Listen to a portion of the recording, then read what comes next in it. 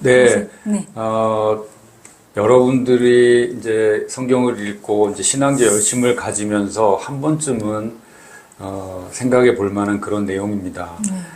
그런데 이거 이제 상황과 여건이 많이 다른 것을 우리가 좀 생각해야 됩니다. 왜냐하면 열왕기의 배경이 되는 이스라엘 왕국은 하나님이 원래 왕이시고 그 나라의 왕에게 그 통치를 위임한, 그러니까 이제 정치적으로는 왕, 뭐 또 종교적으로는 제사장, 이런 사람들에게 위임을 한 사실은 신정국가였던 거예요, 이스라엘은. 하나님이 다스리시는 나라.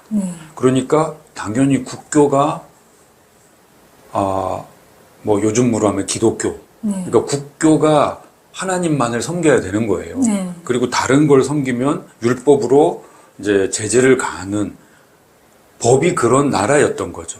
그러니까 거기에서는 우상을 숭배하거나 우상을 만들거나 그러면은 그거는 국법을 어기는 일이 돼요. 그런데 많은 왕들과 사람들이 그 국법을 어기고 제재를 받지 않고 그 나쁜 일을 하고 있었던 거죠. 그래서 뭐 요시아나 히스기야나 이런 왕들은 하나님의 말씀대로 그것을 부서뜨린 겁니다. 그러니까 이제 법을 지킨 거죠. 그러니까 하나님의 뜻을 지킨 게 되는데 문제는 이제 우리나라 같은 경우에 우리나라는 민주공화국이고 국교가 없어요. 종교의 자유가 있는 나라예요. 기독교인만 사는 나라가 아닌 거죠. 오히려 기독교인이 소수거든요. 그렇다면 다른 종교를 가진 사람들 그리고 그 뭐 어떤 종교적 행위를 하는 장소 그런 물건들 그런 것을 보고 이스라엘 옛날 구약 시대 그런 일들처럼 가서 두드려 부수거나 불을 지르거나 해서는 안 된다는 겁니다. 이게 이제 혼동인 거죠. 거기는 하나님이 다스리는 이스라엘이었고 여기는 민주공화국 대한민국 여기는 종교의 자유가 있는 나라. 그러니까 여러 사람들이 다른 종교를 믿을 수 있어요. 그러니까 신약 시대만 해도 바울이 열심히 전도를 했습니다. 하지만 바울이 뭐 그리스에 가서 신전을 때려 부수거나 우상을 때려 부수거나 그런 일은 하지 않았죠. 그냥 전도만 했을 뿐이죠. 네. 이 질문하신 분은 이제 친정 엄마가 이제 이렇게 다른 우상들을 섬기고 있으니까 가족이다 보니까 이제 허락받지 않고 이제 그런 행동을 했었을 때 어떻게 또 우리가 좀 지혜롭게 좀 표현할 수 있을까요?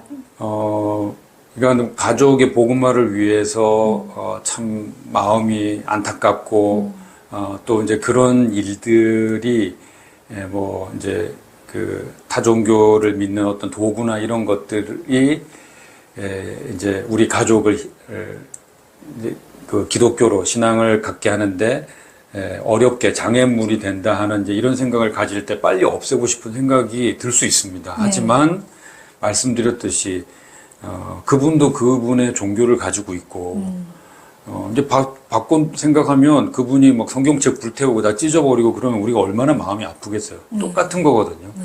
그러니까 그냥 그분을 위해서 그냥 기도하고 오히려 사랑을 베풀고 그러니까 하나님은 살아계신 하나님이지만 우상은 신이 아니고 정말 껍질뿐이다 그렇게 생각했을 때 뭐 염주라든지 뭐 어떤 그런 그 섬기는 도구들 이런 게 사실은 아무것도 아닌 거거든요.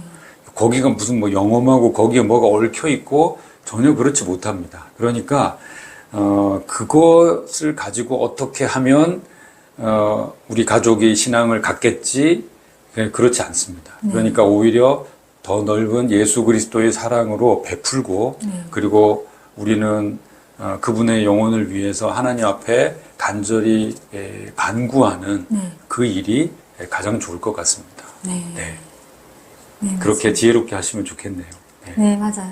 이제 가족이다 보니까 또 우리가 또 무례하게 행동할 수 있는데 이제 정말 더 그리스도의 사랑을 보여주는 게 네. 그게 정말 그러니까 안타까운 마음은 있지만 그 안타까운 마음을 속으로만 가지고 하나님 앞에서만 표현하고 그 가족들 앞에서는 오히려 너그러운 사랑으로 그들을 품을 수 있도록 하는 것이 우리의 자세가 아닐까 싶습니다. 네. 네. 오늘도 너무 지혜로운 말씀 감사합니다. 네, 감사합니다. 네.